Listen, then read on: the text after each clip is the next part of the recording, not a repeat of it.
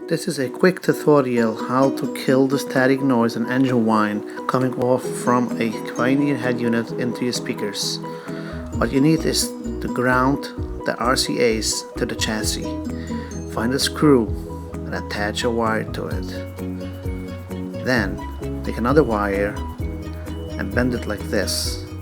Put in the wire into each of the 4 RCAs coming out the back of the head unit. Close up the RCAs with the wire.